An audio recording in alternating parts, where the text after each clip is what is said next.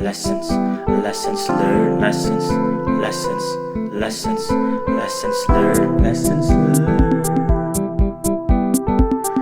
from corporate finance class. Hi everyone, welcome to a very special episode of Lessons Learned from Prof. Sembel's corporate finance class.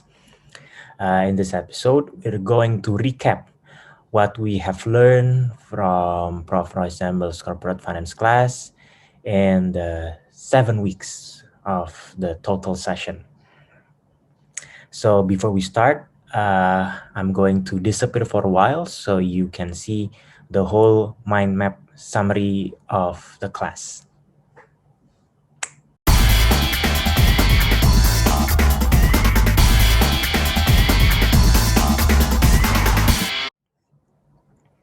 So we'll start with the assignment, in which I believe is the highlight of the class because we learn a lot from these assignments. We were assigned to make 2 minutes video of lesson learned each week. We analyzed financial events in companies such as M&A and corporate restructuring. We created review video of our assigned investment books. We discussed about lessons learned from Hollywood movies, which was really insightful, and other exciting assignments as well.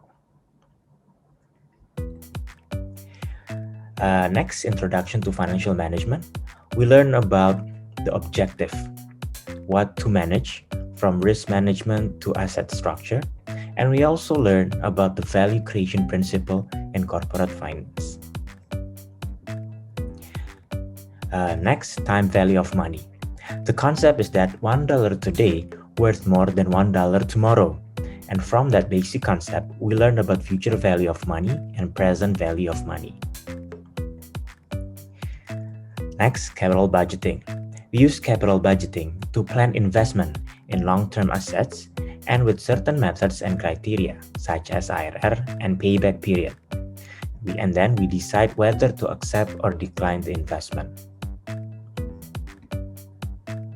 And move on. In portfolio theory, we learn about correlation, beta, and variance of a stock, and based on that, we calculate the capital asset pricing model. In addition, we also learn about return versus risk and the concept and benefit of understanding systematic and unsystematic risks. In analysis of securities, we learn about technical and fundamental analysis, in which we learn about what and how to analyze financial statements using various financial ratios. Is the company healthy? Should we invest in this company? And etc. Next, we also discuss about the current hot financial issue, which is the sovereign wealth fund. What is the concept behind the fund? What are the different types and use of the funds?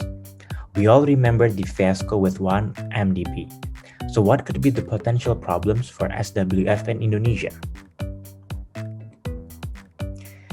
Move on, a capital structure. This particular topic was very interesting for me because I learned that having a high leverage or debt is sometimes very beneficial for a company in the long term. We learn about why company choose to have leverage, the benefit of doing it, related to tax, and so on and so forth.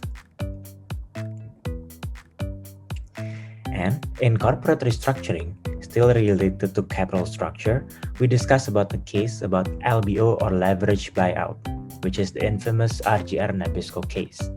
And needless to say, it was an interesting one as well. Next, in dividend policy, we learn about when should a company retain its earnings to spend it on capital investment and when should they distribute their dividend to shareholders. In fraud risk management, we learn about the fraud risk triangle of why fraud happened and how to prevent them.